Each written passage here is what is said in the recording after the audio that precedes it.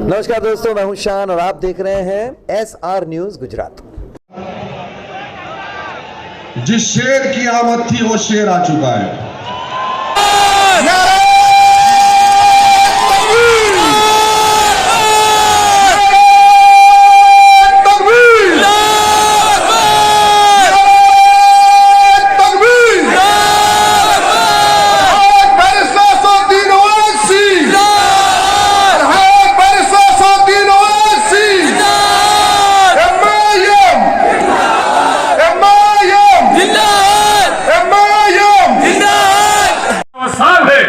हम उनके साथ अलायंस में आकर गुजरात में चुनाव लड़ेंगे, आपकी आवाज बनेंगे, तब इन लोगों को घबराहट शुरू होगी। और क्यों नहीं लड़ेंगे हम?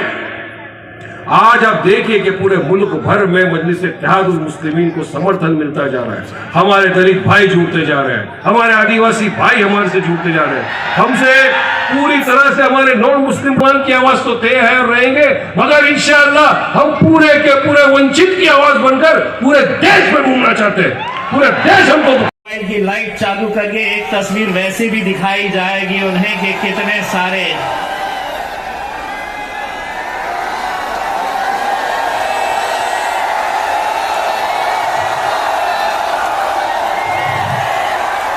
अल्हम्दुलिल्लाह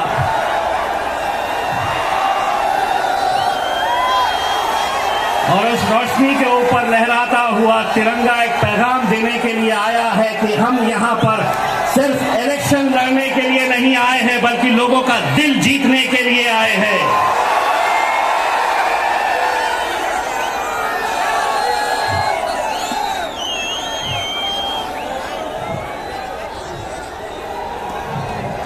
बैठ जाइए, मिल गया उन्हें जो मिलना था।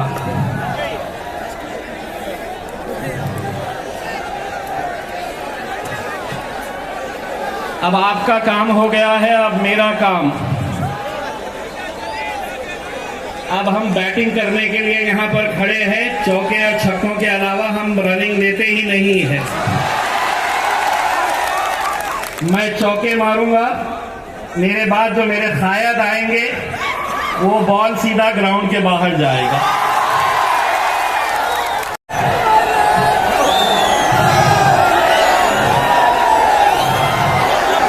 चलिए बैठ जाइए, मिल गया उनको जो मिलना था। अब कितने छापेंगे, कितने दिखाएंगे? तू घर कैसे जाता है, वापस अपने घर कैसे जाकर बैठता है? गए वो दिन डरने के, डराने के।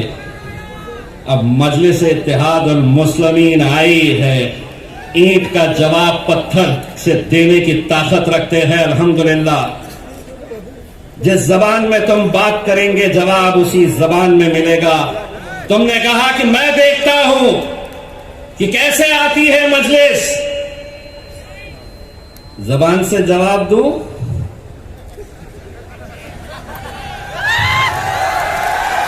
नहीं, मैं सीटी मारकर जवाब देता हूं। आपको समझना होगा मैं क्या कह रहा हूं।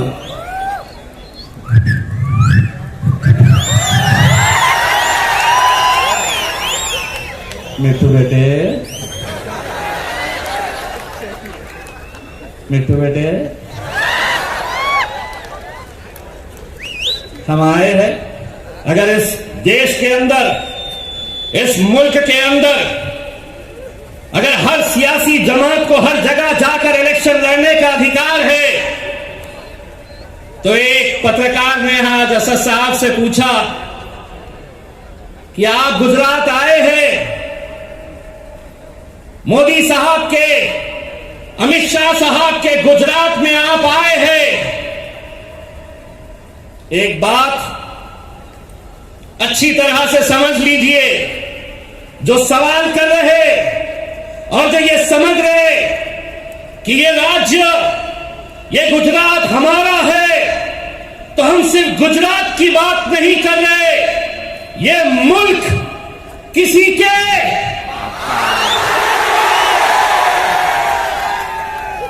ये मुल्क किसी के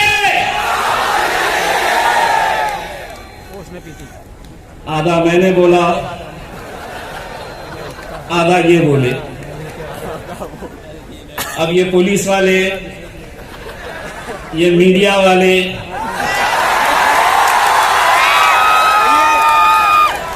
देखेंगे, इनको बीजेपी वाले पूछेंगे कुछ बोला क्या।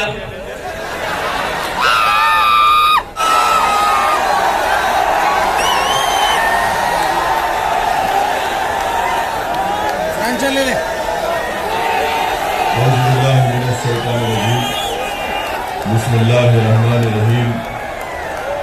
अस्सलामु अलैकुम व रहमतुल्लाहि व बरकातुहू। मजलिस इत्तेहादुल मुस्लिमीन के रियासत गुजरात के सदर मोहतरम जनाब साबिर साहब, बीटीपी पार्टी के रुकने असम्बली जनाब महेश भाई वसावा साहब, मेरे मजलिसी रुफ़ा, मजलिस इत्तेहादुल मुस्लिमीन के बल्दी इलेक्शन अहमदाबाद के 21 उम्मीदवार, मेरे साथी रुकने पार्लिमान मोहतरम जनाब सैयद इम्तियाज जलील साहब, साबिक़ा रुकने असम्बली मोहतरम जनाब वारिस पठान साहब, महाराष्ट्र के मजलिस इत्तेहादुल मुस्लिमीन के साबिक़ा सदर व सीनियर लीडर जनाब सैयद मोइन साहब, मौजूद हाज़रीन इकराम, मेरी इज़्ज़तदार माँ और बहनों, मेरे गयूर नौजवान साथियों, मैं सबसे पहले आप तमाम का शुक्रगुजार हूं कि आप तमाम ने अपना कीमती वक्त निकालकर आज के इस इंतखाबी जलसे में शिरकत की। मौजूद हाज़रीन इकराम, मैं आज गुजरात की सरजमीन में मजलिस इत्तेहादुल मुस्लिमीन के इंतखाबी जलसे से आप तमाम से मुखातिब होने का मुझे एजाज हासिल हो रहा है और मैं शुक्रगुजार हूं बीटीपी पार्टी के सदर मोहतरम जनाब छोटू भाई वसावा साहब का कि उन्होंने मुझे गुजरात आने की दावत दी। मेरी उनसे फोन से पहली मर्तबा बात हुई, मैं उनसे मुलाकात भी नहीं किया और बीटीपी पार्टी के सदर ने कहा कि आपको गुजरात आना चाहिए और आपको हमारे साथ मिलकर काम करना चाहिए। मैंने कहा कि यकीनन आपकी ये दावत को मैं कबूल करता हूं और इंशाअल्लाह ताला हम गुजरात में आपके साथ मिलकर काम करेंगे। और आज अल्हम्दुलिल्लाह अहमदाबाद की इस तारीखी सरजमीन पर आप तमाम के दरमियान में खड़े होकर इस गुनाहगार को अपनी बात रखने का अल्लाह एक मौका इनायत फरमाया। मेरे अजीज दोस्तों और बुजुर्गों, हम अपने एक सियासी सफर का आगाज गुजरात में करने जा रहे हैं। एक छोटा सा कदम हमने उठाया है और हमको पूरा भरोसा है कि अल्लाह सुब्हानहू व तआला हमारे दिल का हाल और हमारी नीयतों से अल्लाह वाकिफ है और अल्लाह हमारी मदद फरमाएगा।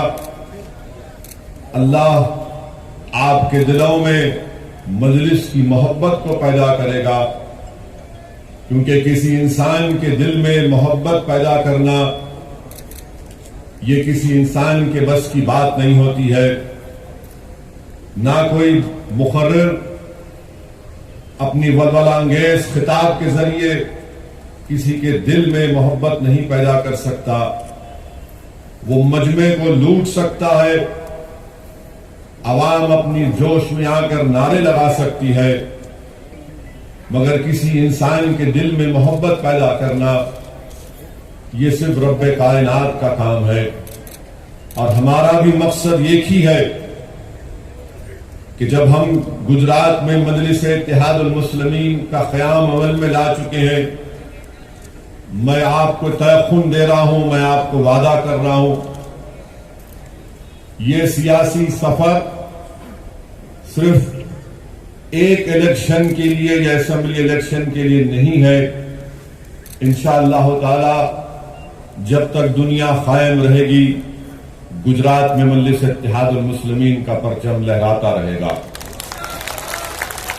मैं आपसे अपील कर रहा हूं, एक दरमंदाना गुजारिश कर रहा हूं कि आप मेरा मत साथ दीजिए, न साबिर साहब का साथ दीजिए, बल्कि मैं सिर्फ आपसे एक दरमंदाना अपील कर रहा हूं कि आप अपना साथ दीजिए। आप अपने नौजवान बच्चे और बच्चियों के रोशन मुस्तकबिल के लिए आप मजलिस को मजबूत करिए। मैं गुजरात को इसलिए नहीं आया हूं कि मैं आकर यहां पर अपनी मकबूलियत में इजाफा करूं या फिर अपनी अना की तस्कीन को हासिल कर सकूं। मैं गुजरात को इसलिए आया हूं मेरे अजीज दोस्तों, मेरी बुजुर्गों, मेरे इज्जतदार मां और बहनों, मेरे गयूर नौजवान साथियों, कि मेरी दिली ख्वाहिश ये है और मैं इंशाअल्लाह ताला उसको अमली जामेनामा पहना कर रहूंगा। मेरी एक ही ख्वाहिश है कि मेरी आंख बंद होने से पहले मैं ये चाहता हूं कि इस तारीखी सरजमीन पर मुझसे काबिल सियासी कायदीन यहां पर पैदा हो जाए, जो कौम और मिल्लत की सही रहनुमाई कर सके, सही रहबरी कर सके और बेबाक और बेखौफ होकर गरीब और मजलूम अवाम की आवाज बन सके, जो मजहब की बुनियाद पर तफरका नहीं करेंगे, जो ये नहीं देखेंगे कि कौन हिंदू है कौन मुसलमान नहीं है, जो ये नहीं देखेंगे कि कौन दलित है या आदिवासी है। उनके दिलों में एक धड़कता हुआ दिल होगा और उनकी आंखों में वही मजबूत होगा जो दुनिया का कमजोर होगा, जो मजलूम होगा, वो मजलिस के कायदीन की आंखों में उसकी मजबूती होगी। ये मैं करने आया हूं। मैं आपसे गुजारिश कर रहा हूं कि आप इस काम में मजलिस का साथ दीजिए। आपने बरसों मुख्तलिफ सियासी पार्टियों को वोट किया, उनके लिए मेहनत की, उनके लिए जुस्तजू किया, मगर आज मैं आपसे अपील कर रहा हूं कि थोड़ी देर के लिए मुहासबा करिए, थोड़ी देर के लिए रुक कर सोचिए कि बरसों जिस पार्टी का आपने साथ किया उसने आपको क्या दिया, आपने क्या हासिल किया बहैसियत एक कम्युनिटी के, बहैसियत एक कौम के, बहैसियत अहमदाबाद के रहने वालों के, बहैसियत एक मुअज़्ज़िज़ गुजराती के, आपने क्या हासिल किया आप सोचो।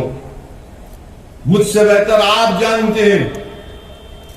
और जो लोग ये कह रहे हैं कि असदुद्दीन अवैसी सिर्फ इलेक्शन में गुजरात और अहमदाबाद को आए हैं, वो नहीं जानते कि मैं 2002 में भी यहां पर आया था। एक बड़ी तादाद यहां पर नौजवानों की है। मैं 2002 में हैदराबाद से 25 डॉक्टर्स की टीम को लेकर आया था। 50 लाख की दवाएं मैं साथ लेकर आया था। और मैं ये इसमें भाई मैं ये इसलिए नहीं बता रहा हूं कि आपके थालियों का मैं मोहताज हूं। मैं सिर्फ बता रहा हूं उन लोगों को पैगाम पहुंचे जो ये समझ रहे हैं कि मैं यहां पर किसी और मकसद के तहत आया हूं। हम लोग यहां पर आए 2002 में कर्फ्यू था और मेरे साथ डॉक्टर्स थे हैदराबाद के, हमारे डेक्कन मेडिकल कॉलेज के। मेरे साथ मेरे बहुत ही करीबी दोस्त अबुल हसन पटनी थे, जो आज से 4 दिन पहले उनका इंतकाल हो गया। अबुल हसन मुझे लेकर आए, बोले कि चलो चलेंगे। अबुल हसन मुझे लेकर आए, बोले कि चलो चलेंगे। और हम यहां पर आए थे, किसी एक मुस्लिम इलाके में एक 5 स्टार होटल खाली पड़ी हुई थी। उस होटल के मालिक ने हमसे कहा कि आप लोग रह जाइए, हम आपको सिर्फ नाश्ता खिला सकते। तो हम वहां पर थे। दरगाह हजरत शाह आलम रहमतुल्लाह अलैह में हमने मेडिकल कैंप लगाया था और उस वक्त जमीयतुल उलमा के मरहूम खान साहब सदर थे, वो भी हमारे साथ थे। हम दरगाह शाह आलम में कैंप लगाए। 2-3 दिन उस मेडिकल कैंप में 10,000 लोग थे इस दरगाह शाह आलम में, जो लोग जिनका हर चीज लुट गया था, पिट गया था। उस दरगाह के अंदर 10,000 लोग रहते थे। मैं देखा हूं वो सब चीज, मैं जानता हूं वो नजारे। जब हमारा मेडिकल कैंप लगा, कम लोग आते थे, चौथे दिन ज्यादा लोग आ गए और फिर 6-7वें दिन तो जो गवर्नमेंट का कैंप था उसमें कोई जाता नहीं था। हमने पूछा कि क्यों कम आ रहे हैं, इतने ज्यादा क्यों आ रहे हैं, वहां पर कम क्यों है? तो उस कैंप में रहने वाले गरीब और मजलूम अवाम जिनका सब कुछ लुट गया था, उन्हें कहा कि तुम्हारी दवाओं में असर है और तुम्हारी दवा हम लेते हमको बीमारी हमारी कम हो जाती। हमारे पास हमारा जो फार्मासिस्ट था, मैंने उससे कहा कि माजरा क्या है, हम तो गुनाहगार आदमी हैं, वो अहले दिल की दुआएं हैं, उनकी नजर है कि किसी की मदद हो जाती, हम तो गुनाहगार हैं, हम तो वो नहीं है। तो उस फार्मासिस्ट ने उस वक्त की गुजरात सरकार की जो फार्मेसी थी वहां पर जाकर दवाओं को चेक किया और उसने मुझे खामोशी से बाजू जाकर कहा कि असद साहब, जो दवाएं गुजरात की सरकार दे रही है वो 8 महीने पुरानी एक्सपायरी डेट की है। मैं देखा हूं इन चीजों को। जुहापुरा में एक दवाखाना नहीं खुला था, हमारे डॉक्टर्स को, सर्जन्स को वहां पर ले जाकर मैंने उन लोगों का ऑपरेशन करवाया जिनके हाथ और पैर पर जख्म थे। मेरे अजीज दोस्तों और बुजुर्गों, मैं उस वक्त तो ये मकसद से नहीं आया था और आज भी मेरा वो में मकसद नहीं है। अगर कोई मेरी नीयत पर शक कर रहा है तो मैं उनको बताना चाह रहा हूं कि मैंने वो बुरे दिन देखे हैं, वो नजारे हमको आज भी याद है। अगर मैं बोलना शुरू करूं तो फजर हो जाएगी। बहुत से लोगों को हम जानते हैं, वो एक दर्दनाक दौर था, वो एक बेबसी का आलम था कि जब कोई किसी के हाथ पकड़ने को तैयार नहीं था। मैंने अपनी बहनों से उनकी दर्दनाक दास्तानें सुनी, मुझे याद है। तो अगर कोई ये कहता है कि ओवैसी अहमदाबाद या गुजरात को इसलिए आया है, तुम नहीं जानते मुझे। 2006 में बड़ौदा में एक दरगाह को खबर के साथ रोड वाइंडिंग में तोड़ दिया गया, फसाद हुआ था। मैं और उस वक्त के समाजवादी पार्टी के एमपी अबू आसिम साहब, हम दोनों यहां पर आए थे। बड़ौदा में एक याकूतपुरा इलाका है, पूछना जाकर वहां पर 10 ऐसे पेशेंट्स को ले जाकर मैंने हैदराबाद में उनका इलाज करवाया था। एक का पैर काटना पड़ा जख्मों की वजह से, तो हमने उसको मसनवी पैर लगाकर बड़ौदा भिजाया वापस। हमने काम किया, मगर जब आप हम पर उंगलियां उठाते हैं, सवाल हमसे करते हैं, तो आपका जवाब देने के लिए कह रहा हूं। यकीनन हम अकेले नहीं थे, बहुत सी फलाही तंजीमों ने काम किया, अल्लाह उन सबको सलामत रखे। मेरे अजीज दोस्तों और बुजुर्गों, एक बात आपको बताना चाहता हूं। मुझे सियासी तजुर्बा उतना नहीं है, मगर जितना भी है उस बुनियाद पर आज से कह रहा हूं कि अल्लाह ने मुझे मौका दिया, हमारे वतन अजीज के मुख्तलिफ रियासतों में, मुख्तलिफ शहर और गांव में जाने का मौका मिला। और मैं बात बड़ी जिम्मेदारी के साथ कह रहा हूं, मैं पैगाम दे रहा हूं अहमदाबाद के मुसलमानों को, अहमदाबाद के, गुजरात के, अहमदाबाद के आदिवासियों को, दलित भाइयों को, बहनों को, जो कमजोर और मजलूम अवाम है, आपको पैगाम दे रहा हूं। याद रखो, जब तक आपके पास आपकी एक सियासी ताकत नहीं होगी जो कांग्रेस और बीजेपी से आजाद,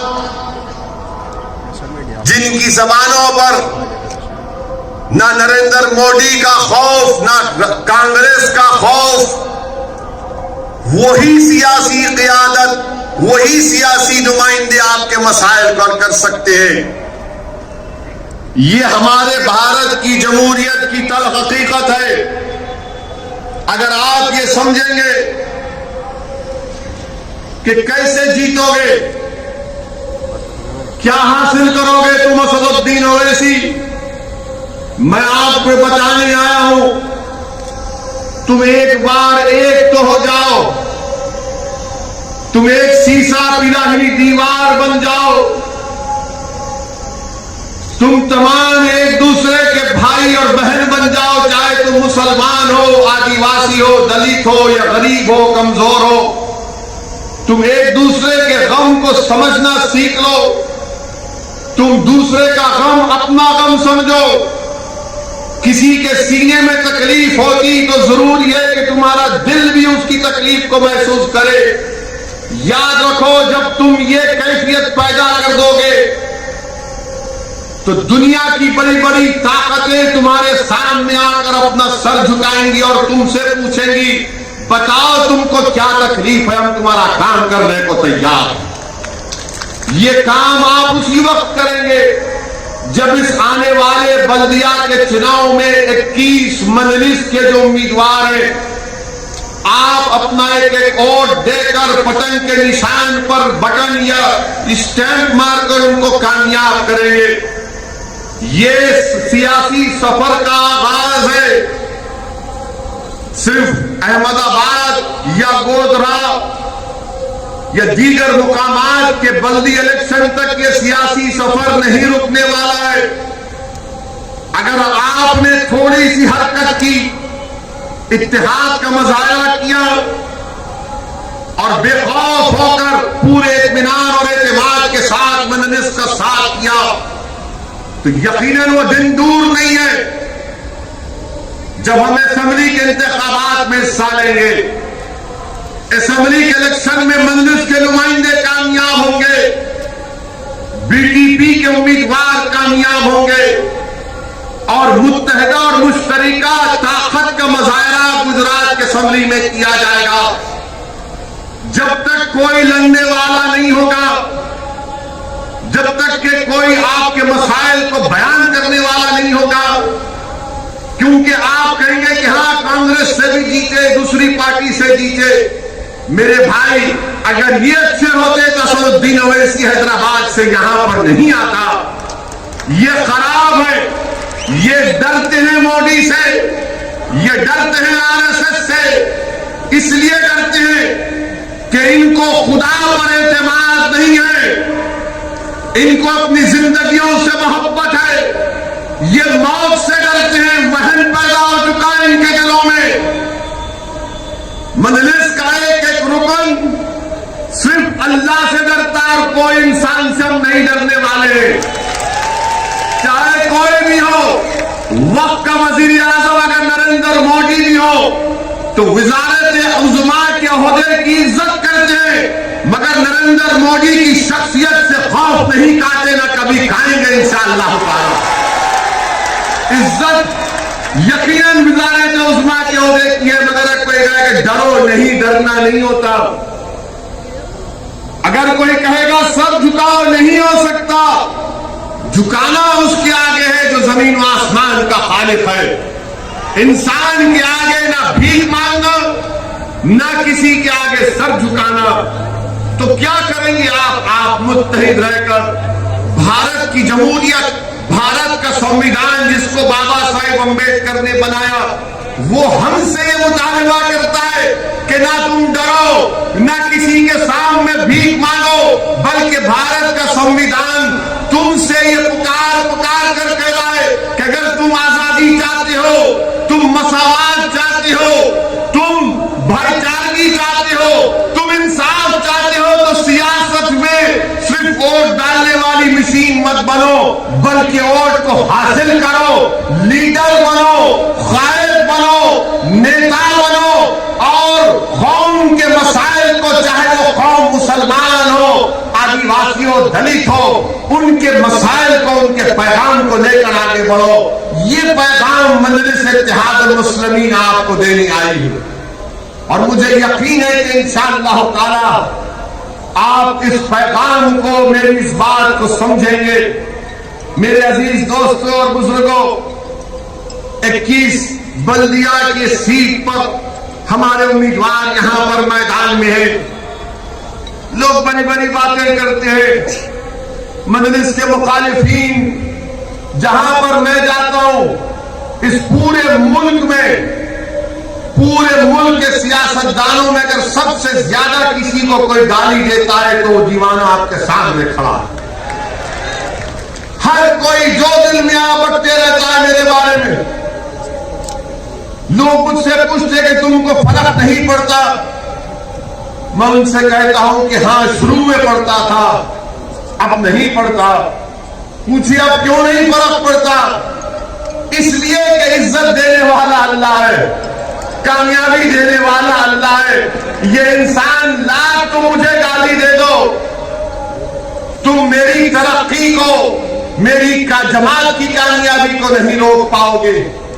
मेरे अजीज दोस्तों बुजुर्गों, हम जहां कहीं भी अपनी सियासी जमात या अपनी पार्टी का आगाज करते हैं, फौरन इल्जाम लग दिया जाता है कि इनसे मिले हुए हैं, उनसे मिले हुए हैं। ऐसा लगता है कि ये हमारी शादी कराना चाहते हैं कि नहीं, इसको इससे शादी मत करो, वो उनका मिला हुआ है, ये खराब है, ये फुला टीम है, बी टीम है, सी टीम है। अरे दीवानों, याद रखो, दुनिया में कोई अभी तक पैदा नहीं हुआ जो पैसे की बुनियाद पर रसूलुल्लाह सल्लल्लाहु अलैहि वसल्लम के गुलामों के गुलाम को, दरे मोहम्मद सल्लल्लाहु अलैहि वसल्लम के कुत्ते को कोई खरीद सके। तुम बार बार इनसे मिले, अरे तुम मिले हुए हो, तुम्हारी सोच में मिलावट। अगर तुम अच्छे होते तो तुम जीत जाते, बीजेपी को हरा देते गुजरात से। तुम में ना होश है, तुम में ना प्लानिंग है, ना तुम में कोई अंग्रेजी में जो कहते कि इंटेलेक्चुअल ऑनेस्टी है। तुम मिले हुए हो, तुम हिंदुत्व का मुकाबला हिंदुत्व से करना चाहते हो, तुम हिंदू नेशनलिज्म का मुकाबला हिंदू नेशनलिज्म से करना चाहते हो। मजलिस क्या पैगाम दे रही है कि हिंदुत्व का मुकाबला संविधान से किया जाएगा जिसको बाबा साहब अम्बेडकर ने बनाया। हिंदू नेशनलिज्म का मुकाबला इंडियन नेशनलिज्म से किया जाएगा। इंडियन नेशनलिज्म सब उसमें आते हैं, मगर ये पार्टी बोलती है कि नहीं। अरे तुम वो लोग हो जो इलेक्शन में मुसलमानों के इलाकों में कैंपेन करने जाने डरते हो, इंतखाबी मुहिम चलाने से डरते हो। तुम वो लोग हो और तुम हम पे उंगलियां उठाते हो और फिर आप हमसे कहती हैं यही कांग्रेस पार्टी, इनके 12 एमएलए जीते कांग्रेस से, आपने उनको वोट दिया और नरेंद्र मोदी के गोद में जाकर बैठ गए अपनी पार्टी से इस्तीफा देकर। ये 12 अगर भागे तो क्या मैं उनको गुलाब जामुन खिलाकर भिजाया मोदी के पास? ये 12 अगर भागे तो क्या महेश भाई उनको बुलाकर आदिवासियों का खाना खिलाए थे कि खा खड़कनाथ की मुर्गी और भाग मोदी के पास? वोट आपने दिया और गाना गाते हैं मोदी का और इल्जाम लगाते मुझ पर। अरे अपने गिरेबान में आप झांक कर देख लो, बहुत गंदगी है आपके गिरेबान में, मगर गिरेबान में नहीं जान सकते इसलिए कि आपकी गर्दन बहुत मोटी हो चुकी है। इतनी मोटी हो चुकी है कि आप ये समझते हैं कि हम इस मुल्क में हुकूमत करने के लिए पैदा हुए। वो जमाना चला गया, वो जमाना चला गया, वो जमाना नहीं रहा। आप ये भी जानते हैं कि पार्लियामेंट के चुनाव हुए 2019 में, आप तमाम ने कितनों ने बीजेपी को वोट नहीं दिया? हाथ उठाइए, डरिए मत। आप दिए, उठाओ।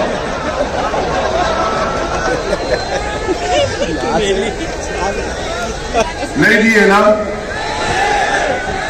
देंगे कभी? देंगे कभी? अब ये बोलो बीजेपी कैसा जीत गई?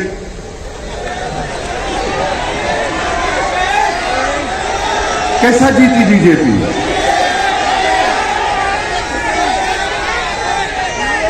आप वोट नहीं दिए ना, कभी देंगे इंशाअल्लाह। फिर कैसा जीती? इसलिए जीती कि दूसरे पार्टी के जो लोग थे वो बोले नहीं हम मोदी को वोट देंगे, वहां भाग गए उसके पास, वहां जाकर वोट डाल दिए और हारने के बाद भी आप मेरे पे उंगली उठा रहे, नहीं हुआ वोट काटने के लिए, खाली मुस्लिम बहुल इलाकों में कैंडिडेट खड़ा कर रहे। हाँ मेरे भाई, हम अपने इलाकों में अपने घर में खड़ा करेंगे ना। दूल्हे की बारात घर से निकलती, गैर के घर से नहीं निकलती। दूल्हा अपने घर से निकलता ना बारात लेकर, तो ये बारात शुरू होगी तुम्हारे महलों से, तुम्हारे घर में, और इंशाअल्लाह ताला पूरे गुजरात में जाएगी। आज मीडिया के लोग आके बोल रहे वहां से खड़ा करे, वहां से खड़ा करे। हमने कहा मैडम अभी तो शुरुआत है, अपने घर से ही शुरू करेंगे ना। नेक काम करना, नेक काम जो करते घर से करते ना, पहले घर के कमजोरियों को, बुराइयों को, उसको खत्म करके हम दूसरी जगह जाते, तो घर से शुरू करें। और मुझे यकीन है कि जो काम घर से शुरू किया जाता है उसमें कामयाबी हमको इंशाअल्लाह ताला आप देंगे और अल्लाह हमको कामयाबी से हमकिनार करेगा। मेरे अजीज दोस्तों और बुजुर्गों, यहां पर एक लंबी फहरिस्त है कि 375 गवर्नमेंट के स्कूल थे अहमदाबाद म्युनिसिपल कॉरपोरेशन में। ये जो लोग जीते आपकी ओर से, 150 ने स्कूल को बंद करवा दिया। 150 स्कूल बंद हो गए, जिसमें 60 गुजराती थे और 90 उर्दू मीडियम के स्कूल थे। ये भी क्या मेरे से पूछ के बंद हुए? आप में हिम्मत नहीं थी इन स्कूलों को खुलाने की। और फिर पीने का पानी दस्तयाब नहीं है। 50 साल 70 साल पुरानी सूरेज ड्रेनेज की लाइन है, उस पर भी आपको कुछ करना नहीं है। ये रिवर फ्रंट है। मोदी जी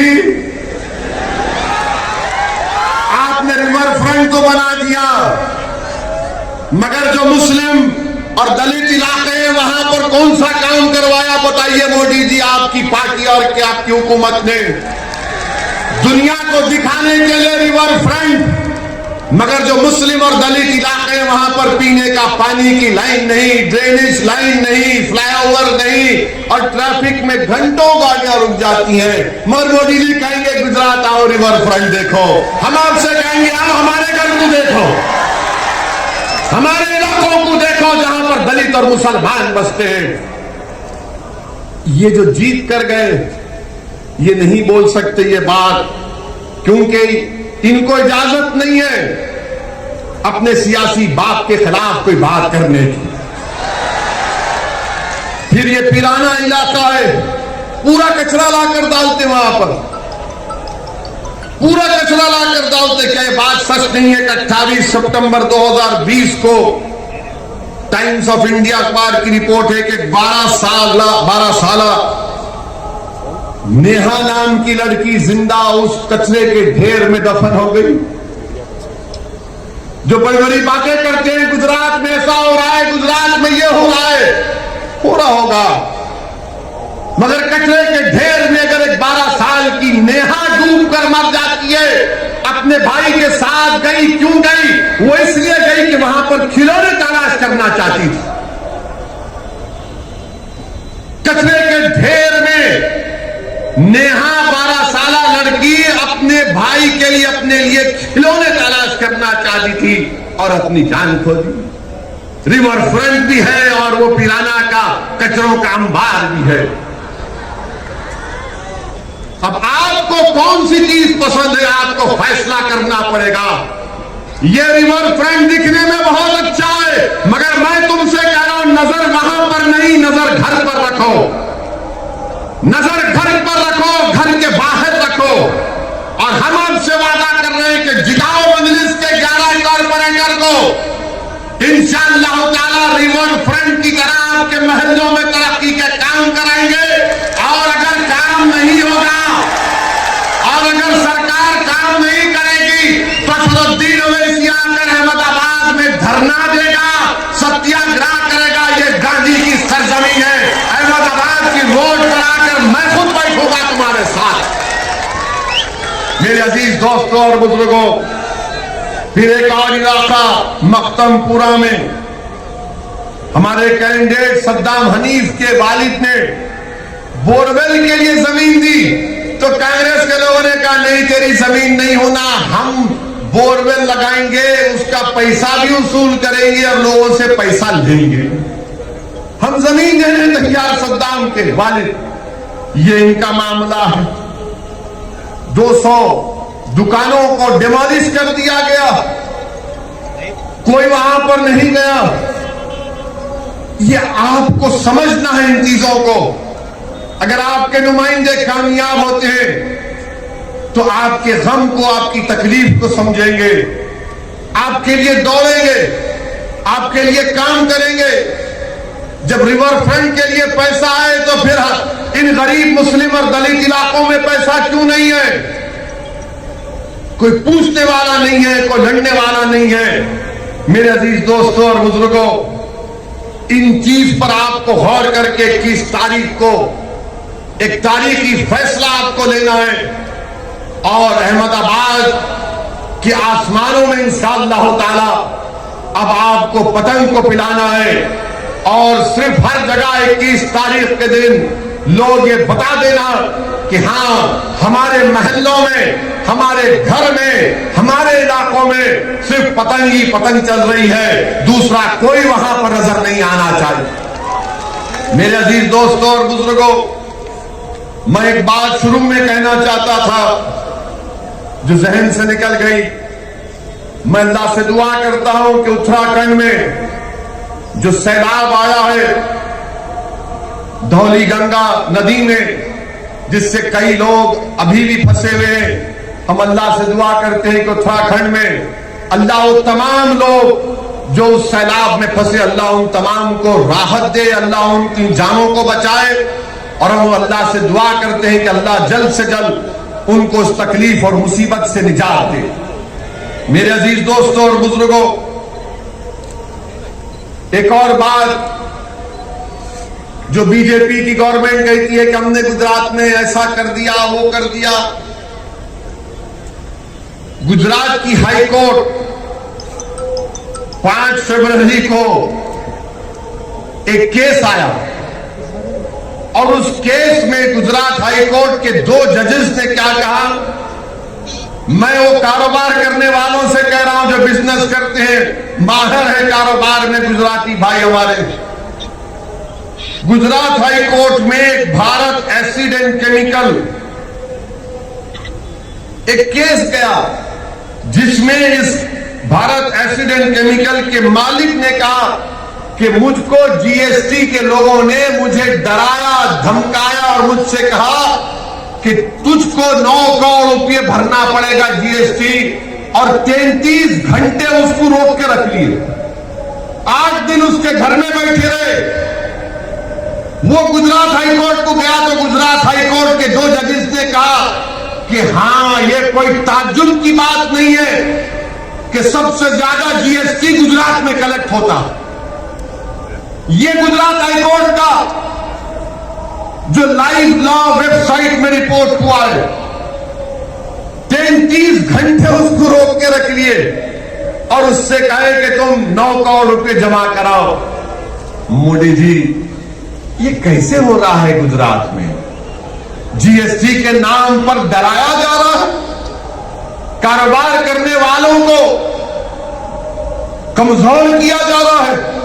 ये गुजरात का, अब आप आ जाइए, बहुत लंबा रिकॉर्ड है इन लोगों का। एक और रिकॉर्ड है माशाल्लाह, आपको जानकर गम होगा कि जो बच्चों में एनीमिक होते हैं, जिसमें खून की कमी होती है, जो 6 महीने से 5 साल के बच्चे गुजरात में, 6 महीने से 5 साल, खुद मोदी हुकूमत की रिपोर्ट अब भी आई, नेशनल फैमिली हेल्थ सर्वे 5, ये कहती है कि 80% गुजरात में 6 महीने से 5 साल के बच्चों में खून की कमी है, एनीमिक। बताओ मोदी जी, ये कैसे हो रहा है? तो मोदी जी बोलेंगे मैं छोड़ के चला गया ना, इसलिए हो रहा है। हो सकता भाई, मजाक। मोदी जी खुद बोलेंगे कभी कभी ह्यूमर करना चाहिए, मजाक करना चाहिए, सीरियस मत लीजिए संघ परिवार वालों। फिर एक और बात, जो बच्चे स्टंटेड होते हैं, यानी जिनकी उम्र के लिहाज से हाइट होना कम, वेस्टेड यानी उनका वेट जो होना वो कम, वजन कम होता है, वो 38 से 39% हो गया। गुजरात तरक्की कर रहा है। जो हमारी बहनें जिस उम्र में आकर बच्चे पैदा करती है, 65% वो महिलाओं को एनीमिक है, खून की कमी है। गुजरात तरक्की कर रहा है। अच्छा, ये बोलते हैं कि वर्क पार्टिसिपेशन रेट कितना है मुसलमानों का? 61% है। कितना है हमारे हिंदू भाइयों का? 71% है। ये गवर्नमेंट ऑफ इंडिया का रिकॉर्ड है, मैं नहीं बनाया हूं। मैं संघ परिवार और बीजेपी से पूछना चाहता हूं, ये डिफरेंस क्यों है वर्क पार्टिसिपेशन रेट में? मुसलमानों का भी 71% होना चाहिए ना, क्यों नहीं करते आप? इसलिए नहीं करते कि कोई लड़ने वाला नहीं है, कोई पूछने वाला नहीं है। अच्छा, आपको मालूम कितने मुसलमान मैट्रिकुलेशन करते हैं गुजरात में? 26% खाली। इसका जिम्मेदार मैं हूं। जिसको आपने वोट दिया, पूछो उनसे कि 26% मैट्रिकुलेशन करेंगे। और फिर एक सेग्रीगेशन इंडेक्स है, पूरे भारत में अगर हिंदू और मुसलमान अलग रहते हैं तो अहमदाबाद में रहते हैं। क्यों रहते हैं बताओ? कि मैंने कहा मिलाओ ना मोदी जी, क्यों नहीं मिलाते आप? ये सेग्रीगेशन इंडेक्स कहता है। मेरे अजीज दोस्तों और बुजुर्गों, गुजरात में अमन है।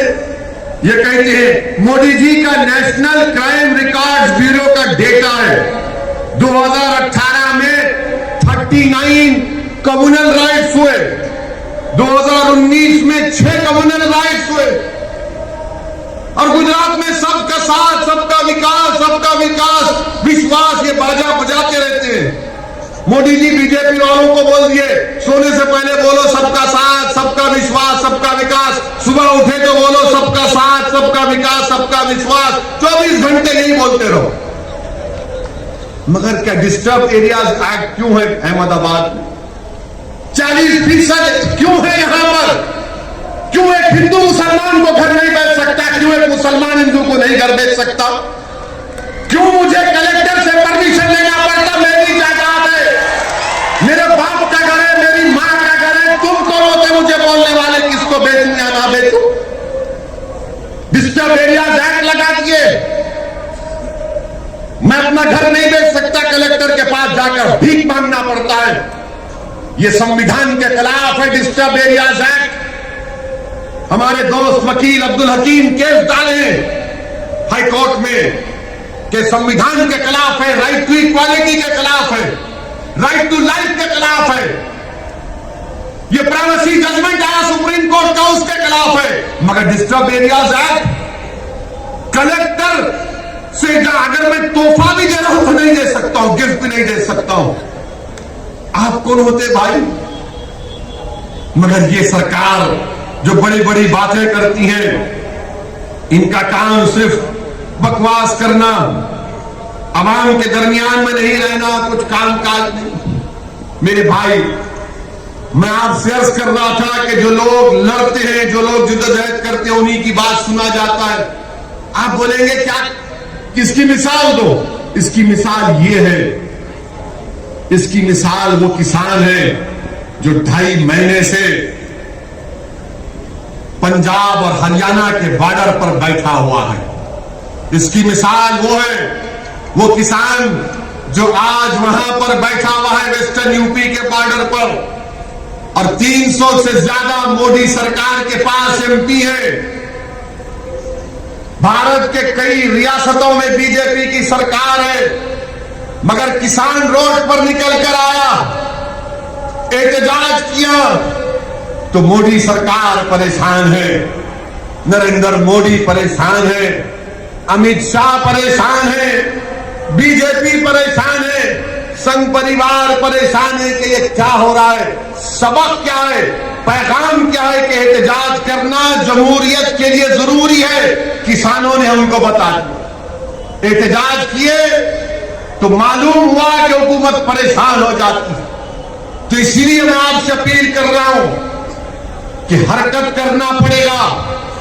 जिंदा अगर है तो जिंदगी का सबूत सिर्फ खामोश बैठकर आंख में आंसू लाने से नहीं दिया जाता। जिंदा है और जिंदगी का सबूत देना है तो एहतजाज करना पड़ेगा, सदा एहतजाज को बुलंद करना पड़ेगा, जमीर की आवाज पर अपनी जबान से नारे लगाना पड़ेगा। अगर दिल जलता है तो अपनी जबान पर लाकर हुकूमत के ऐवानों में बताना पड़ेगा।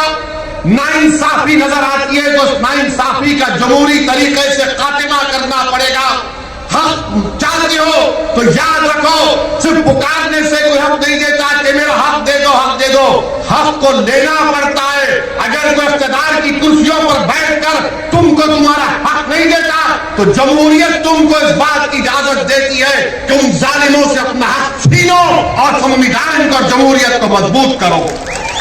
मेरे अजीज दोस्तों और बुजुर्गों, ये पैगाम मैं आपको देने आया हूं कि जहां तक किसानों की बात है, मैं अहमदाबाद से भी हमारे किसान भाइयों को पैगाम दे रहा हूं कि हम आपके साथ हैं। आपकी जिद्दोजहद हक बजानिब है, आपके मुतालिबात बिल्कुल सही हैं। जो 3 कानून नरेंद्र मोदी की सरकार ने बनाए वो भारत के संविधान के खिलाफ है। एग्रीकल्चर संविधान में स्टेट लिस्ट में आता है और नरेंद्र मोदी की सरकार को कोई अख्तियार नहीं था कि वो उस कानून को जो स्टेट लिस्ट में आता उस पर कवानीन बना सके। एग्रीकल्चर मिनिस्टर बोलते हैं तोमर साहब इसमें क्या काला है दिखाओ। अरे काला उसमें यह है कि भारत के संविधान के खिलाफ है।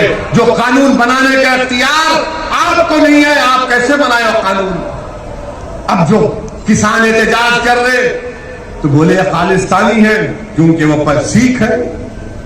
वो खालिस्तानी हो गया वो किसान जो घंटों खेत में रहता है, फसल उगाता है ताकि आप और हम खा सके, वो खालिस्तानी हो गया। आदिवासी दलित नक्सल हो गया, मुसलमान जिहादी हो गया। अब बचे कौन? बचे खाली मोदी जी, वही दूध के दूल्हे हैं। हम सब गुनाहगार, कोई है ही नहीं ना। अब मोदी जी का मामला यह है कि वो कहते हैं कि नो, कोई एहतजाज मत करो, मैं जो ज्ञान देता हूं वो ज्ञान को सुनो, मैं मन की बात बोलता हूं, सुन लो, अमल कर लो। मोदी जी, मन की बात सुनने से गरीब का पेट नहीं भरता, मन की बात सुनने से किसानों का गम दूर नहीं होगा।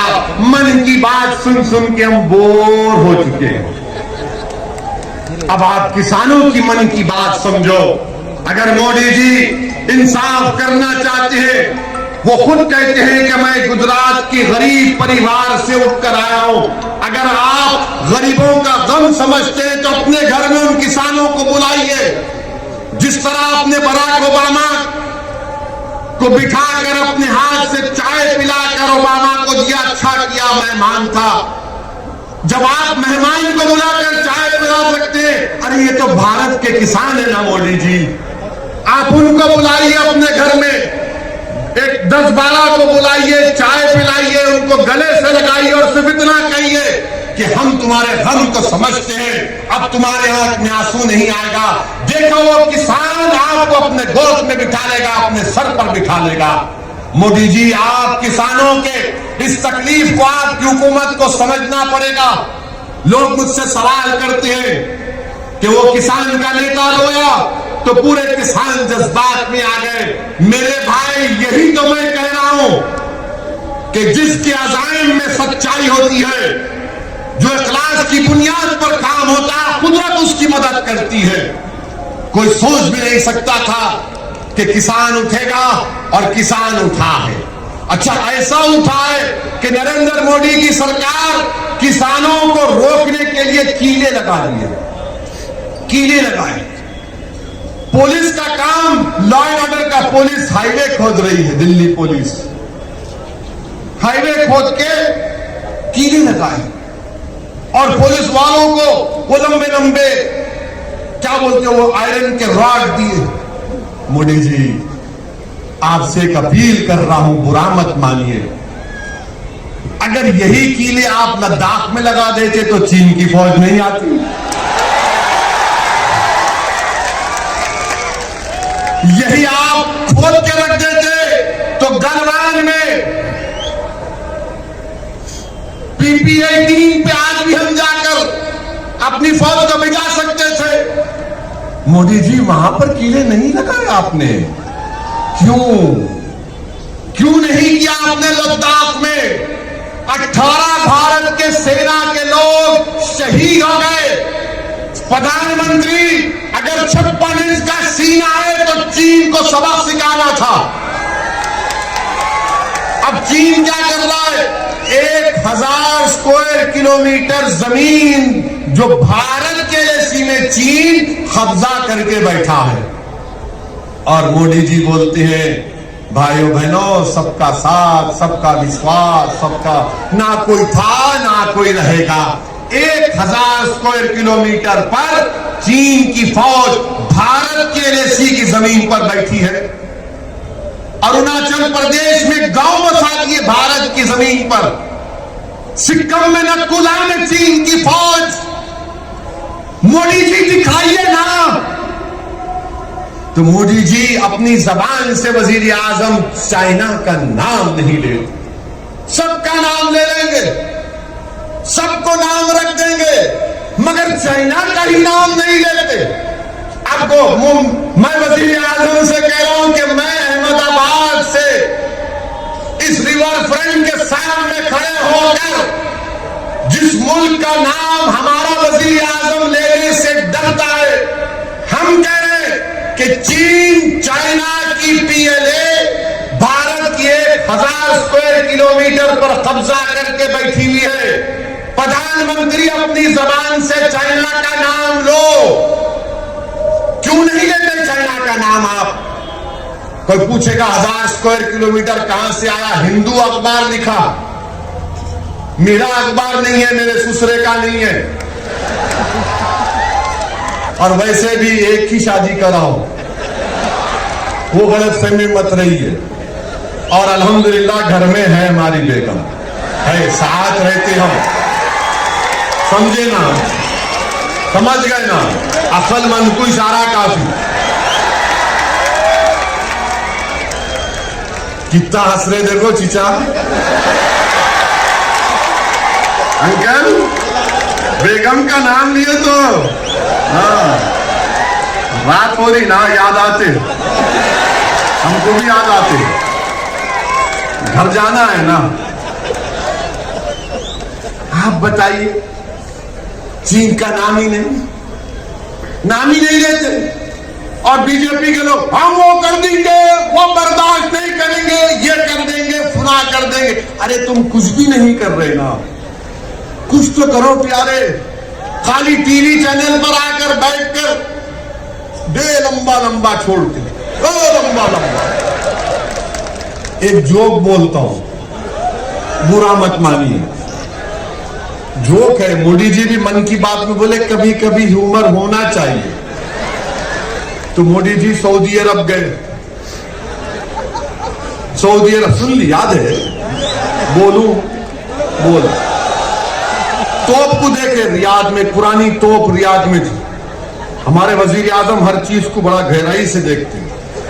बोल गए, जोक है, सच्चाई नहीं है, लिटिल ह्यूमर, लाइटर वेन में। तो वहां पर जाकर प्रधानमंत्री ने उस अरब शेख से पूछा, कितना फेंकती?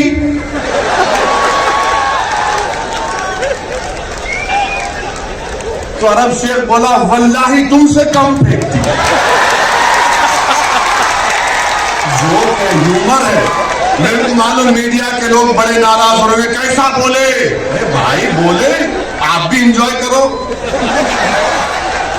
वरना हमारे मीडिया के लोग कल सुबह 9 बजे से ओवैसी का भड़काऊ भाषण हुआ था अहमदाबाद में, देश के प्रधानमंत्री को बोला है, ऐसा बोलते जैसा कि इनके पप्पा को बोले। प्राइम मिनिस्टर है, मेरा भी प्राइम मिनिस्टर है, मेरा भी हक बनता है क्रिटिसाइज करने का। हम प्रधानमंत्री हैं तो खुदा नहीं है, हम क्रिटिसाइज भी करेंगे, सवाल भी पूछेंगे। मगर मीडिया के लोग कैसा बोले? वो अंग्रेजी में कहावत है ना, more loyal than the king. इनको बड़ी तकलीफ हो जाती मीडिया वालों। अब मार्च के बाद अपनी नौकरी की फिक्र करो, तुम्हारी नौकरियां जाने वाली है, अल्लाह तुमको बचाए। मार्च के बाद ये सब जाने वाले हैं, बहुत की नौकरियां जाने वाली, अभी जा रही है। कि मीडिया के लोग जानते, देखो मुंडिया हिला रही, यूं कर रहे, बोल नहीं सकते ना, खाली ऐसा करे तो समझ जाना हाँ हम आपके साथ हैं। मार्च के बाद पूरी जाने वाली नौकरियां नहीं रहे, भारत बहुत बुरा हाल है। मोदी जी से आप पूछो देश की इकॉनमी क्या हो रही मोदी जी? तो एक कार्टून है अखबार का, मैंने कराया हूं, वो कार्टून में मोदी जी का कार्टून है, फोटो है। लोगों ने सवाल किया क्या हो रहा है देश में? तो मोदी जी ने कहा मित्रों जीडीपी दौड़ रहा है। तो जीडीपी क्या है? गैस की कीमत बढ़ गई, डीजल की कीमत बढ़ गई, पेट्रोल की बढ़ गई। मोदी जी कह रहे देखो जीडीपी दौड़ रहा है। अब ये तकलीफ किसी को नहीं हो रही, पेट्रोल की कीमत बढ़ते जा रही है, डीजल की कीमत बढ़ते जा रही है, और भी बढ़ गया। बजट आया तो रुकने का नाम ही नहीं है। मगर जो मोदी जी के भक्त है, नहीं नहीं क्या होता, हमारी गाड़ी में पेट्रोल नहीं, हमारी गाड़ी में हवा से चलती। मगर गरीब की गाड़ी तो हवा से नहीं चलती, गरीब की मोटरसाइकिल हवा से नहीं चलती, गरीब की गाड़ी मोदी की मोहब्बत से नहीं चलती, गरीब की गाड़ी पेट्रोल और डीजल से चलती। जिसको कारोबार करना है वो तो बर्बाद हो रहा है। लॉकडाउन लगाया आपने, अनकॉन्स्टिट्यूशनल लॉकडाउन। लॉकडाउन के लिए मोदी जी ने कहा रात में 8 बजे आए वाला गया काम। अब लोगों को हैबत होती, रात में 8 बजे वजीर आजम आए तो अब क्या करने वाले हैं भाई? बोले भाइयों बहनों लॉकडाउन कितने घंटे का टाइम? ये 4 घंटे। 4 घंटे में लॉकडाउन हो गया। और लॉकडाउन लिफ्ट करने के लिए मोदी सरकार देती है आपको 8 दिन का टाइम। लॉकडाउन लगा, गरीब पिट गया, बर्बाद हो गया गरीब, नौकरियां चले गई, कारोबार बर्बाद हो गया, भूखमरी के शिकार हो गए लोग। आपको मालूम इनफॉर्मल सेक्टर में भारत में 10 करोड़ नौकरियां चले गई। खरीद 25-30 लाख फार्मल सेक्टर की तनख्वाहें लोगों की कम हो गई, मगर कोई बोलता ही नहीं है ना। क्यों नहीं बोलते तुम? ये बात बताओ हमको। हम क्यों बोले, तुम क्यों नहीं बोलते? तुम्हारी जबानें क्यों रुकी हुई हैं, बताओ। और पूरे मुल्क में कोरोना चल रहा, लॉकडाउन आपने गलत किया। जनवरी के आखिरी हफ्ते में पहला कोरोना का पेशेंट केरला में आया, इटली से आए थे। जब पूरा कोरोना बढ़ गया तो देखें किसको बलि का बकरा बनाओ, तबलीगी जमात को बना दिया। क्या कहा? ये तबलीगी जमात के लोग कोरोना जिहाद कर रहे हैं। माशाल्लाह मोदी जी, आपके लोगों ने तो कोरोना को भी कलमा पढ़ा दिया, अशहदु अल्ला इलाहा इल्लल्लाह व अशहदु अन्ना मुहम्मदुर रसूलुल्लाह। मैंने कोरोना को भी आपने मुसलमान बना दिया। क्या दिमाग है आप लोगों का, माशाअल्लाह। अल्लाह नजर बद से बचाए, ये दिमाग और बढ़ता रहे। तबलीगी जमात के लोगों को ले जाकर पकड़ पकड़ कर वहां डाल, यहां डाल, और टीवी पर तो माशाअल्लाह रोज चीज। ये तबलीगी जमात के लोग किए, इन्होंने कोरोना फैलाया, इनकी वजह से कोरोना फैला। और हमारे हिंदू भाइयों को ये बता दिया, देखो मुसलमानों की वजह से कोरोना फैल गया। और हमारे हिंदू भाई बेचारे शरीफ हैं, मोदी जी जो बोलते यकीन कर लेते। अरे हो सकता भाई ये चेहरे पे टोपी, सर पे दाढ़ी, कुर्ता पैजामा, टखने के ऊपर पैजामा, हाँ ये करे होंगे, इनको क्या जरूरत थी? अरे बीमारी का कब से मजहब होता है बताओ? जहां जहां मुकदमा डाले, कोर्ट ने निकाल कर फेंका, मुंह पे तमाचा मारा उन लोग और कहा कि नहीं, तबलीगी जमात या उसके जिम्मेदारान कोरोना फैलाने के जिम्मेदार नहीं है। एक के बाद एक कोर्ट ने कह दिया। जब पूरे मुल्क में तबलीगी जमात पर इल्जाम लगाया जा रहा था तो एक ही दीवाना था जो टीवी पर जाकर कह रहा था कि नहीं, बीमारी का कोई मजहब नहीं होता। वो कौन था? वो सदुद्दीन ओवैसी था। कोरोना जिहाद, लव जिहाद, जमीन जिहाद, अब तो कॉमेडी जिहाद भी हो गया। अरे हर चीज को जिहाद से जोड़ते। ये लव और जिहाद कहां से आ गया बाबा? मोहब्बत तो अंधी होती ना। बहुत से लोग किए होंगे, साथ से चीखा मार रहे। करना भी चाहिए, बगैर मोहब्बत के कोई इंसान नहीं रहता, याद रखो। अल्लाह हमको जज्बात किया, मोहब्बत करना जरूरी है। और सबसे पहली मोहब्बत करना है तो रब्बे कायनात से करना है। मोहब्बत करना है तो रहमतुल आलमीन सल्लल्लाहु अलैहि वसल्लम से मोहब्बत करना है। जब तुम इनसे मोहब्बत करोगे, सारी दुनिया तुमसे मोहब्बत करेगी। और हम लोग क्या है, उसको देख, इसको देख, अमाए क्या तक क्या बदलो, तब्दीली पैदा करो। मगर ये लोग लव जिहाद, लव जिहाद। अरे कहीं का लव जिहाद बाबा? या खाने को खाना नहीं है, नौकरियां नहीं है, मगर आप लव जिहाद, कोरोना जिहाद क्या कर रहे हैं आप देश में? कितनी नफरत फैलाएंगे मुसलमानों के बारे में?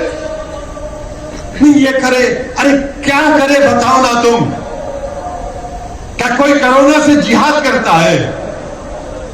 लखनऊ में आंध्र प्रदेश की एक जमात गई जिसमें हमारी एक बहन थी, ले जाकर एक कॉलेज में बंद कर दिए, हामिला थी।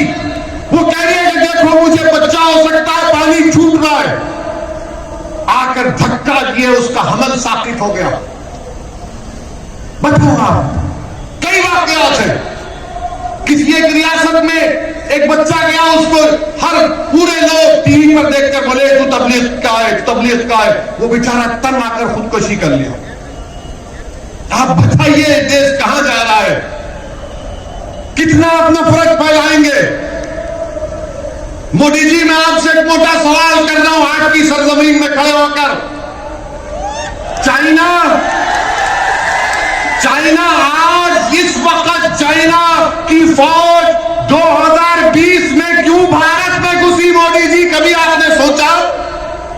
क्योंकि चाइना जानता है कि भारत के लोगों में दिल मिले हुए नहीं है। लव जिहाद चल रहा है, कोरोना जिहाद चल रहा है, एक दूसरे पर इल्जाम लगाए जा रहे हैं। सरकार देश की सरहदों की हिफाजत करने की बजाय देश की जनता में नफरत फैला रही है। चाइना घुस गया, मौका अच्छा है, इस पर कोई बात नहीं करेगा, कोई नहीं पूछेगा। हद तो यह हो गई कि एक लड़के को मध्य प्रदेश के जेल में उसको सुप्रीम कोर्ट ने बेल दिया, जेलर नहीं छोड़ता उसको। ये मीडिया की रिपोर्ट है, सब्जेक्ट टू करेक्शन। मीडिया ने कहा कि सुप्रीम कोर्ट के जज को जेल को फोन करके कहना पड़ा कि अहमको, मैंने बेल दिया, इसको छोड़ो। ये हमारे देश का हाल है। मेरे अजीज दोस्तों और बुजुर्गों, मैं आपको ये पैगाम देने आया हूं कि आपको अपने हिम्मत और हौसले को बुलंद रखना पड़ेगा। मैं नौजवानों से और नौजवानों के जिम्मेदारों से अपील करने आया हूं कि हम अपने नौजवानों की जवानी को रोड पर बर्बाद होने से बचाएंगे। हम अपने नौजवानों को जेल की सोबतों से बचाएंगे। ये नहीं हो सकता संघ परिवार वालों कि हमारे बच्चों की जवानी रोड पर बर्बाद हो जाए या जेल में सड़ जाए और आपके बच्चे अमेरिका जाकर अपनी जिंदगी को अच्छा बना ले। अब जवानी को बचाएंगे, उसको एक सही राह पर लेकर जाएंगे, जीने के मकासद समझाएंगे, जिंदगी उसूल पर गुजारने की तरगीब करेंगे। अब ये नहीं हो सकता संघ परिवार के लोगों कि हमारी बच्चियों को तहफ़्फ़ुज़ ना मिले, उनको तालीम ना मिले और किसी और की बच्ची तालीम भी हासिल करे और तहफ़्फ़ुज़ भी मिले। अब हम अपनी बच्चियों को तहफ़्फ़ुज़ भी पहुंचाएंगे, तहफ़्फ़ुज़ भी फराहम करेंगे, उनको तालीम याफ्ता भी बनाएंगे। ये उस वक्त होगा मेरे अजीज दोस्तों और बुजुर्गों, जब आप मुत्तहिद रहेंगे, जब आप मुत्तहिद रहेंगे, अपने के वोट को समझकर इस्तेमाल करेंगे और तभी जाकर आपको कामयाबी मिलेगी। मेरे अजीज दोस्तों और बुजुर्गों, लोग पूछेंगे कि अगर साबिर की क़यादत में छोटू भाई वसावा के साथ मिलकर कामयाबी मिल जाती है तो क्या होगा? मेरे भाई, कामयाबी अगर मिलेगी ना तो कभी पार्लियामेंट को देखना हम दोनों को। 540 के ऐवान में दो ही दीवाने बैठते हैं, बाकी के सब अक्लमंद हैं। और जब दोनों में से कोई एक खड़ा होता है तो सबके दिलों की धड़कन बढ़ जाती। क्या बोलेगा ये, देखो क्या बोलेगा ये, क्या बोला। मेरे भाई, वो मिजाज पैदा करना है। जब ट्रिपल तलाक का कानून आया तो किसने दस्तूर आईन के हवाले देकर बताया कि कानून खिलाफ है, दस्तूर के खिलाफ है। अब आपने देख लिया ना, दुनिया ने देख लिया कि मैं जब कह रहा था कि शादी एक सिविल मैटर है, उसमें क्रिमिनल कानून नहीं लगाया जा सकता, तो ये नाम निहाद जो लिबरल किस्म के लोग हैं, अरे आप क्यों जुल्म कर रहे हैं मुस्लिम औरतों पर। अरे मेरे भाई, मेरी बहन, मैंने कहा शादी जो है इस्लाम में कॉन्ट्रैक्ट है, जन्म जन्म का साथ नहीं है, कॉन्ट्रैक्ट है। इसमें क्रिमिनल कानून कैसा लेकर आते आप? मगर अब क्या हुआ, लव जिहाद का कानून बना दिए और यह कानून ही बना दिए कि अगर कोई लव जिहाद के जरिए शादी करता है तो 5 साल 10 साल की सजा उसमें। अब मेरे को आके बोले नहीं हो ऐसी, आप सही कहे थे, मैं देखा आप फायदा क्या है, नुकसान पहुंचाने के बाद आज आप आकर कह रहे हैं। मेरे अजीज दोस्तों और बुजुर्गों, अगर हिम्मत है, हौसला है, CAA का कानून 540 का ऐवान है। किसने नरेंद्र मोदी के 303 MPs के सामने उस CAA कानून को कहा कि भारत के संविधान के खिलाफ है, यह मजहब के नाम पर नाइंसाफी करता है, राइट टू इक्वालिटी का वायलेशन है। किसने कहा कि जिस तरह महात्मा गांधी ने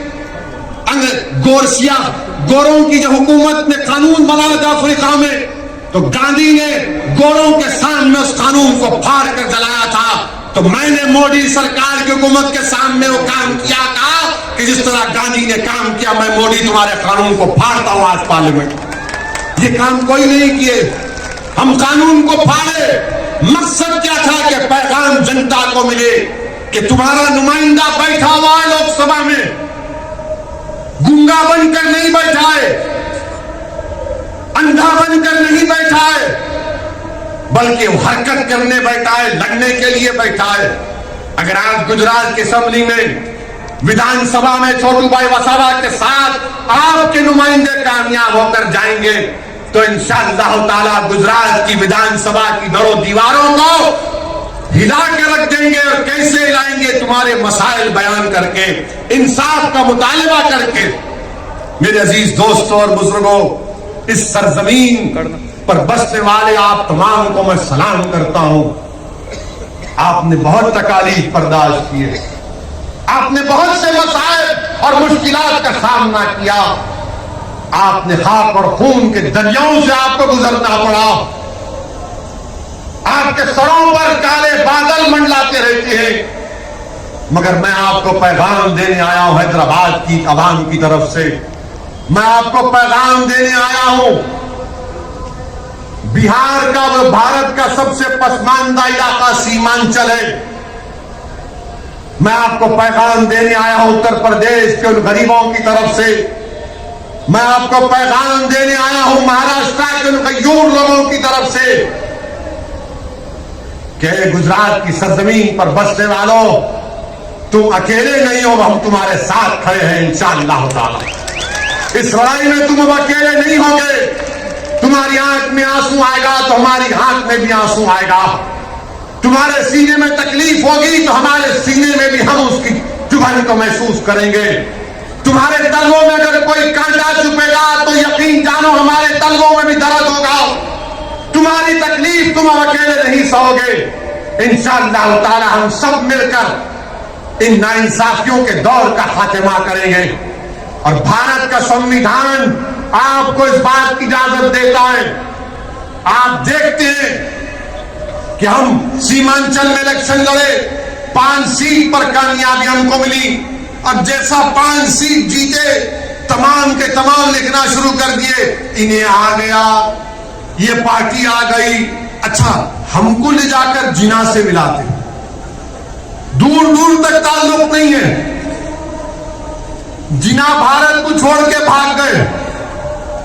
हमारे बुजुर्गों ने फैसला लिया कि भारत हमारी सरजमीन है, हम इस सरजमीन पर बाइज्जत शहरी बनकर रहेंगे। मगर इल्जाम लगाना इनका मकसद है। मैं आपसे भी कहूंगा कि अब कांग्रेस में दम नहीं है मेरे भाई, अब कांग्रेस में दम नहीं है। अब कांग्रेस में कुछ भी नहीं हो सकता इनका। अब कांग्रेस को अगर दुनिया के सबसे बड़े हकीम साहब के पास भी जाकर बोलेंगे हकीम साहब एक पेशेंट है, हकीम साहब पूछेंगे पेशेंट को क्या हुआ, तो आप बोलेंगे पेशेंट बहुत कमजोर हो गया। हकीम साहब बोलेंगे पेशेंट का नाम, तो आप बोलेंगे कांग्रेस। हकीम साहब बोलेंगे बेटा मेरे पास उसके लिए कोई दवा नहीं है। आप कांग्रेस को नहीं उठा सकते। आप ये जो वेस्ट बंगाल में, मगरबी बंगाल में कांग्रेस और लेफ्ट फ्रंट मुर्दार हो चुके हैं, खत्म हो चुके हैं। वहां वेस्ट बंगाल के लोग भी कह रहे हैं कि आओ मजलिस को लेकर आओ। हम एक विकल्प देख रहे हैं मजलिस के रूप में, क्योंकि टीएमसी और बीजेपी एक सिक्के के दो रुख हैं। हर जगह पर कांग्रेस खत्म हो चुकी है। राहुल गांधी हार गए अमेठी, कहां जाकर जीते? वायनाड में, जहां पर 35% के करीब अकलियतें हैं। और कांग्रेस पार्टी के गुलाम हम पे कहते हैं कि ओवैसी वोट काटने को आया है। अरे मैं किसी को काटने नहीं आया हूं, कुत्ता काटता है, मैं इंसान हूं। मैं दिलों को मिलाने आया हूं, और इंशाअल्लाह ताला हम दिलों को मिलाकर रहेंगे।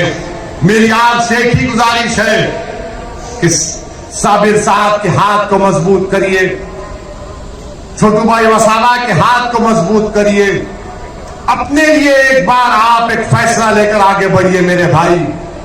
ये जमात आपकी है, बरसों आपने मुख्तलिफ पार्टी को वोट दिया, आज आपके दरमियान में आपकी पार्टी है जो आपकी तकलीफ को, आपके गम को समझती है और आपको अपनी पार्टी के लिए खुद आप कैंडिडेट हैं, ये 21 उम्मीदवार नहीं, आप कैंडिडेट हैं। इसीलिए मैंने कहा कि बारात तुम्हारे घर से निकलेगी, आपके घर से निकलेगी। आपको अपने पूरे अफराद खानदान को लेकर 21 तारीख को जाना है पोलिंग बूथ को, अपना एक वोट का इस्तेमाल करना है और इंशाअल्लाह ताला गुजरात की सरजमीन पर हम एक नई तारीख रकम करेंगे इंशाअल्लाह ताला, और हम यहां पर एक नई तारीख लिखेंगे जो गुजरात को मजबूत करेगा, जो गुजरात में भाईचारगी में इजाफा करेगा, जो अहमदाबाद में टूटे हुए दिलों को मिलाएगा।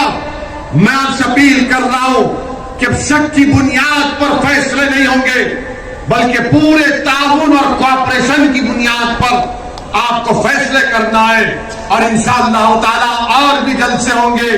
ये पहला जलसा है इंशाअल्लाह ताला अहमदाबाद में। मैं आपके घर में आऊंगा, आपके घर में बैठूंगा, अगर आप चाय पिलाए तो चाय भी पी लूंगा, अगर आप दूध पिलाए तो दूध भी पी लूंगा, अगर आप कुछ भी नहीं करे सिर्फ मेरे सर पे हाथ रख दो, सिर्फ मुझे हिम्मत दिलाओ और देखो ये दीवाना पूरे मुल्क में फिरेगा, आपकी बात करेगा। मुझे किसी चीज की जरूरत नहीं, अल्लाह जानता है। मैं जब तक जिंदा हूं नाइंसाफी के खिलाफ लड़ना मेरी जिंदगी का मकसद है, मजलूमों का साथ देना मेरे जिंदगी का नज़्मुन है। इंसाफ के लिए लड़ना, यही लड़ते लड़ते चला जाऊंगा, क्योंकि अल्लाह मुझे बहुत कुछ दिया है, मगर जब ये नाइंसाफियों को देखता हूं तकलीफ होती है, दिल मिलाहट महसूस करता हूं, गुस्सा आता है। मगर मेरे अजीज दोस्तों और बुजुर्गों, अब इस गुस्से को जमहूरी तरीके से हमको अपने मुकद्दर के फैसले करना पड़ेगा। मजलिस का साथ दीजिए, पतंग के निशान पर बटन दबाइए और 21 तारीख के दिन नौजवानों पतंग के लेकर खींच मारते जाना हर चीज को। कोई इंशाअल्लाह ताला आपकी ताकत, आपके जज्बे के खिलाफ कोई सामने नहीं करेगा। शुक्रिया। वाखिर दावन अल्हम्दुलिल्लाह।